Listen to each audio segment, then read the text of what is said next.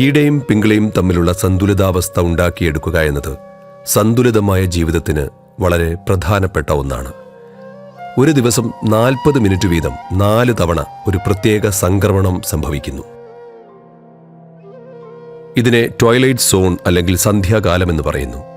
കാരണം ഈ സമയത്ത് ഈടയും പിങ്കളയും തമ്മിലുള്ള സന്തുലിതാവസ്ഥ വളരെ വേഗത്തിൽ മാറുന്നു.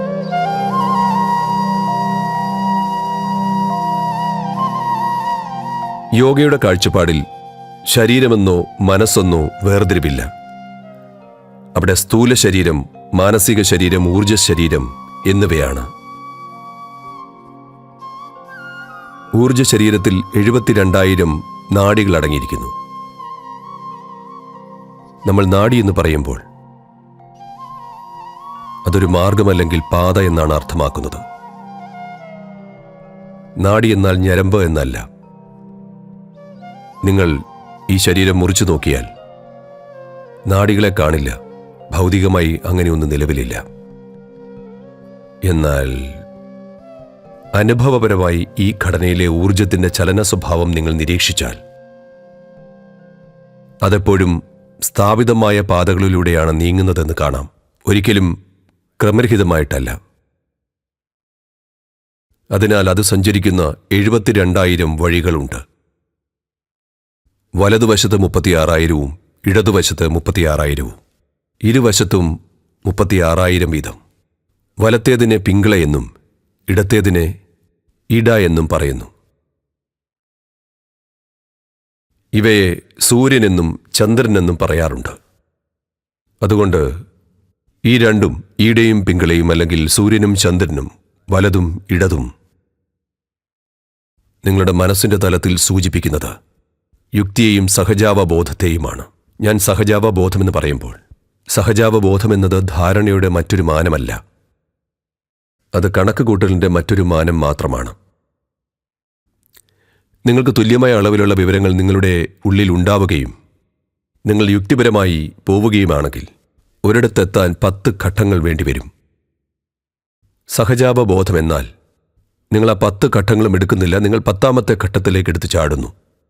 എന്നാൽ ഇന്നത്തെ ആധുനിക വിദ്യാഭ്യാസ സമ്പ്രദായങ്ങൾ 100% സഹജാവബോധത്തിന്റെ മാനത്തെ ചവിട്ടിയരയ്ക്കുന്നു.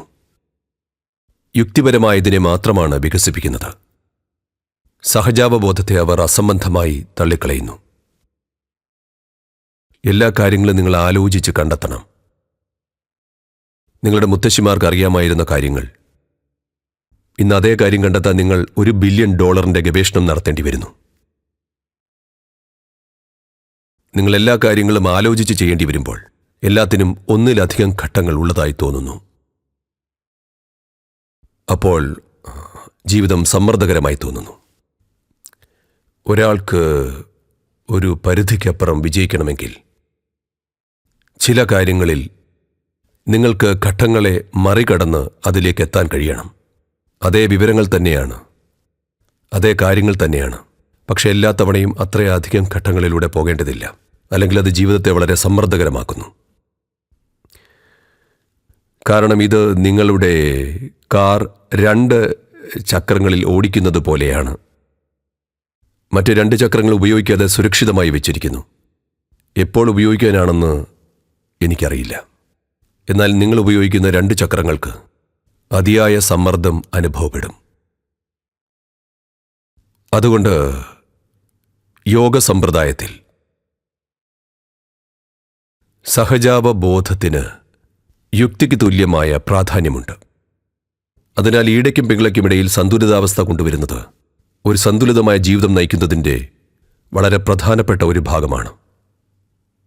സങ്കീർണമായ സാഹചര്യങ്ങളിലൂടെ എളുപ്പത്തിൽ സ്വയം മുന്നോട്ടു പോകാൻ കഴിയുക എന്നത് നിങ്ങളുടെ മനസ്സിന്റെ സഹജാവബോധത്തിന്റെ ആ മാനം വേണ്ടത്ര വികസിക്കുകയും പരിണമിക്കുകയും ചെയ്യുമ്പോൾ മാത്രമേ സാധ്യമാകൂ. അല്ലെങ്കിൽ ചെറിയ കാര്യങ്ങൾ പോലും നിങ്ങളെ അസ്വസ്ഥമാക്കും. കാരണം എല്ലാത്തിനും ഒന്നിലധികം ഘട്ടങ്ങളുണ്ട്. ഇവിടെ നമുക്ക് കുറച്ച് കാര്യങ്ങൾ ചെയ്യാം.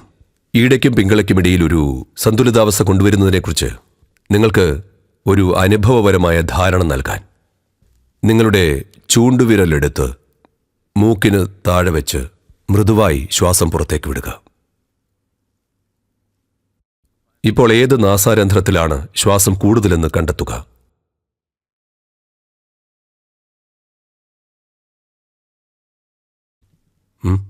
വലതിലൂടെ എത്ര പേർക്ക്? ഇടത്? ശരി, അത് വലത്തോ ഇടത്തോ ആണ്. 2 ബാർലികൾ മാത്രമേ ഉള്ളൂ.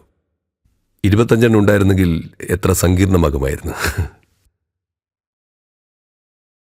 നിങ്ങൾ ദിവസം മുഴുവൻ നിരീക്ഷിക്കുകയാണെങ്കിൽ ഏകദേശം 40 മുതൽ 48 മിനിറ്റിനുള്ളിൽ ശ്വാസത്തിന്റെ ആധിപത്യം വലതിൽ നിന്ന് ഇടത്തോട്ടും ഇടതിൽ നിന്ന് വലത്തോട്ടും മാറുമെന്ന് നിങ്ങൾക്ക് കാണാം.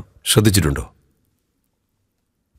ഇങ്ങനെ സംഭവിക്കുന്നത് എന്തുകൊണ്ടെന്നാൽ ഈ സംവിധാനത്തിനുള്ളിൽ ഊർജത്തിൻ്റെയോ അല്ലെങ്കിൽ പ്രാണന്റെയോ, അതായത് ശരീരത്തിലെ ജീവശക്തിയുടെ ആധിപത്യം ഓരോ 40 മിനിറ്റിലും പിങ്കളയിൽ നിന്ന് ഈടയിലേക്കും ഈടയിൽ നിന്ന് പിങ്കളയിലേക്കും മാറിക്കൊണ്ടിരിക്കുന്നു.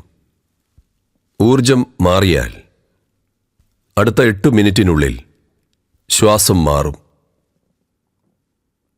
നിങ്ങൾ പൂർണ്ണ ആരോഗ്യത്തിലും ക്ഷേമത്തിലുമാണെങ്കിൽ അത് ഏതാനും മിനിറ്റിനുള്ളിൽ അല്ലെങ്കിൽ തൽക്ഷണം മാറുമെന്ന് പറയാം. ഈ മാറ്റം ഓരോ 40 മിനിറ്റിലും സംഭവിക്കുന്നുണ്ട്. എന്നാൽ ദിവസത്തിലെ ചില പ്രത്യേക സമയങ്ങളിൽ അതിനെ സാന്ധ്യകാലം എന്ന് പറയുന്നു. അതായത് സന്ധ്യാസമയങ്ങൾ.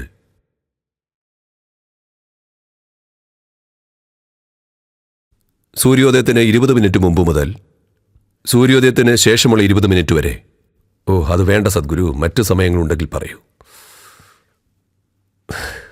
ഉച്ചയ്ക്ക് 20 മിനിറ്റ് മുമ്പ് മുതൽ ഉച്ചയ്ക്ക് ശേഷമുള്ള 20 മിനിറ്റ് വരെ. സൂര്യാസ്തമയത്തിന് 20 മിനിറ്റ് മുമ്പ് മുതൽ സൂര്യാസ്തമയത്തിന് ശേഷമുള്ള 20 മിനിറ്റ് വരെ. അർദ്ധരാത്രിക്ക് 20 മിനിറ്റ് മുമ്പ് മുതൽ അർദ്ധരാത്രിക്ക് ശേഷമുള്ള 20 മിനിറ്റ് വരെ. ഓരോ തവണയും 40 മിനിറ്റ് വീതം ദിവസത്തിൽ 4 തവണ ഒരു പ്രത്യേക സംക്രമണം സംഭവിക്കുന്നുണ്ട്. ഇവയെ സാന്ധ്യാസമയങ്ങൾ അല്ലെങ്കിൽ സാന്ധ്യകൾ എന്ന് പറയുന്നു. കാരണം ഈ സമയത്ത് ഈടയ്ക്കും പിങ്കളയ്ക്കും ഇടയിലുള്ള സന്തുലിതാവസ്ഥ വളരെ വേഗത്തിൽ മാറുന്നു. നിങ്ങളുടെ ഉള്ളിൽ ഇത് അതിവേഗം മാറുന്നതിനാൽ ഈ സമയങ്ങളിൽ സന്തുലിതാവസ്ഥയിലേക്ക് കൊണ്ടുവരാൻ വളരെ എളുപ്പമാണ്.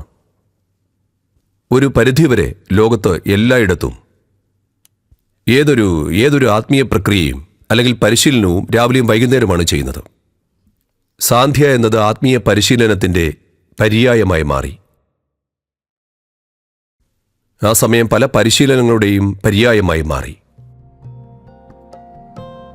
അതിനാൽ ഈടയുടെയും പിങ്കളയുടെയും ഇടയിൽ സന്തുലിതാവസ്ഥ കൊണ്ടുവരുന്നത് ഒരു മനുഷ്യന്റെ സന്തുലിതമായ വളർച്ചയ്ക്ക് പ്രധാനമാണ്. ഒരു തരത്തിൽ നിങ്ങൾ സന്തുലിതനായിരിക്കുമ്പോൾ മാത്രമേ നിങ്ങൾക്ക് യഥാർത്ഥത്തിൽ സുഖം തോന്നൂ.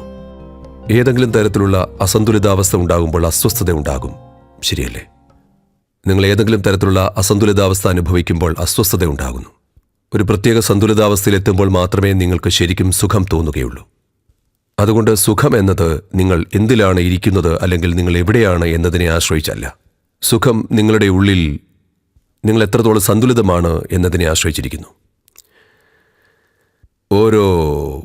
ഓരോ മനുഷ്യനും ഉണ്ടായിരിക്കേണ്ട ഈ അടിസ്ഥാനപരമായ സുഖം നിർഭാഗ്യവശാൽ ധാരാളം ആളുകൾക്ക് നിഷേധിക്കപ്പെട്ടിരിക്കുന്നു. ഒരിടത്ത് പൂർണ്ണമായ അനായാസതയോടെ ഇരിക്കാൻ പോലും ഇപ്പോൾ മിക്ക ആളുകൾക്കും കഴിയുന്നില്ല, ശരിയല്ലേ? ലളിതമായി പൂർണ്ണമായ അനായാസതയിൽ ഇരിക്കുക, അത് സാധ്യമല്ല. അതുകൊണ്ട് അനായാസതയില്ലെങ്കിൽ അതൊരു രോഗമാണ്. വൈദ്യശാസ്ത്രപരമായ രോഗനിർണയം നടത്തിയിട്ടുണ്ടെങ്കിലും ഇല്ലെങ്കിലും അത് രോഗമാണ്. ഈ അസ്വസ്ഥത ഒരു നിശ്ചിത കാലയളവിൽ തുടരുകയാണെങ്കിൽ അത് ശരീരത്തിൽ ഒരു തകരാറായി പ്രത്യക്ഷപ്പെടും. അതിന് ഏതെങ്കിലും തരത്തിലുള്ള രോഗമെന്ന് പേരിടും. ഓരോ തരം പ്രശ്നങ്ങൾക്കും അവർ അവിശ്വസനീയമായ പേരുകളാണ് നൽകുന്നത്. ഈ സംവിധാനം അതിൻ്റെ ആയുസ് മുഴുവൻ നിലനിൽക്കാത്തതിൻ്റെ അടിസ്ഥാന കാരണം അതിൻ്റെ ആയുസ് മുഴുവൻ നിലനിൽക്കാനാണ് രൂപകൽപ്പന ചെയ്തിരിക്കുന്നത്. പക്ഷെ അത് നിലനിൽക്കുന്നില്ല. കാരണം നമ്മളതിനെ വിവിധ തരത്തിലുള്ള അസന്തുലിതാവസ്ഥയിൽ സൂക്ഷിക്കുന്നു.